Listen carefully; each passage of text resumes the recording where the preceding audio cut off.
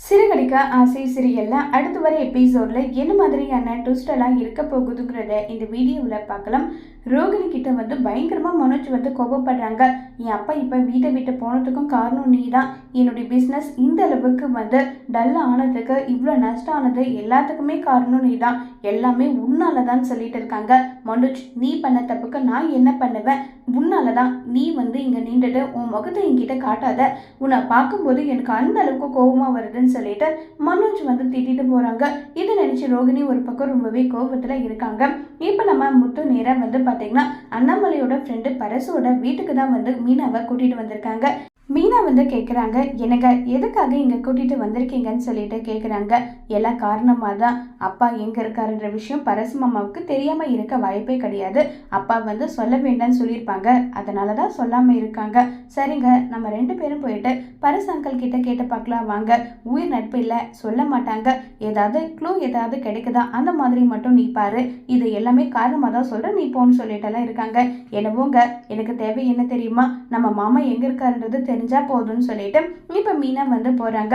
பரசு வந்து பாத்தீங்கன்னா அண்ணாமலைக்காக சாப்பாடு எல்லாம் ரெடி பண்ணிட்டு இருக்காங்க. மீனாவை பார்த்ததோ மாமா மீனான்னு சொல்லிட்டு தடுமாறிட்டே பதில் வந்து பேசிட்டு இருக்காங்க. அங்கிள், மாமா எங்க போனாருன்ற விஷயம் உங்களுக்கு தெரியுமான்னு சொல்லி கேட்குறாங்க. இல்லம்மா, அதெல்லாம் எனக்கு எதுவும் தெரியாதுன்னு சொல்லிட்டு தடுமாறி பதில் சொல்லிட்டு இருக்காங்க. இப்ப பரசோட பொண்ணு வந்து பாத்தீங்கன்னா, அப்பா சாப்பாடு ரெடி ஆயிடுச்சு இந்தாங்கன்னு சொல்லிட்டு கொடுக்க வராங்க. ஆமா, யாருக்கு சாப்பாடுன்னு சொல்றாங்க.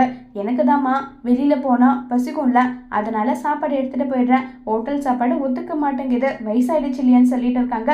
கரெக்டா அண்ணாமலை வந்து பரசுக்கு ஃபோன் பண்றாங்க. அதுல அண்ணாமலையும் சேவ் பண்ணியிருக்கிறதையும் மீனா பாக்குறாங்க. இருமா, எனக்கு ஒரு முக்கியமான கால் வருது, நான் பேசிட்டு வந்துடுறேன்னு சொல்லிட்டு நேரம் அண்ணாமலை கிட்ட போயிட்டு, அண்ணாமலை மீனா வந்திருக்கா பண்றாங்க. சரி அண்ணாமலை, நான்லாம் எதுவுமே சொல்லலை, நீ கோவமெல்லாம் படாதுன்னு சொல்லிட்டு பேசிக்கிட்டு இருக்காங்க. உடனே மீனா முத்துவுக்கு தகவல் சொல்றாங்க. எனக்கு நம்ம சந்தேகப்பட்டது சரிதாங்க. பரசு அங்கிளுக்கு மாமா எங்க இருக்காங்கன்ற விஷயம் வந்து தெரிஞ்சிருச்சு. தெரியும் மீனா, சரி இனி நான் பாத்துக்கிறேன், நீ அவர்கிட்ட பேசிட்டு கிளம்பி போன்னு சொல்றாங்க. சரிங்க, நான் கிளம்பி போறேன்னு சொல்லிட்டு மீனாவும் அங்க இருந்து கிளம்பி வந்து போயிடுறாங்க. இப்ப வந்து நம்ம முத்து வந்து பரசுவை ஃபாலோ பண்ணிட்டே வராங்க. இது அண்ணாமலை கால் பண்ணி பரசு கிட்ட சொல்றாங்க. இங்க பாரு, நீ வர்ற ஆட்டோல பின்னாடி ஒருத்தன் ஃபாலோ பண்ணிட்டு வரான்ல, அது வேற யாரும் கிடையாது, முத்துதான்றாங்க. எப்படி சொல்ற அண்ணாமலை? நான் இங்க இருக்க எனக்கு தெரியல, உனக்கு விஷயம் தெரிஞ்சிடுச்சான்னு சொல்லிட்டு கேட்குறாங்க.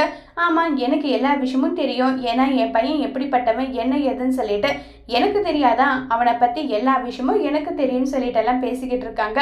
இதை கேட்டதும், ஆமாம் அண்ணாமலை, நீ சொன்னது கரெக்டு தான், கரெக்டாக அவன் தான் வந்திருக்கான்னு சொல்லிட்டு இருக்காங்க.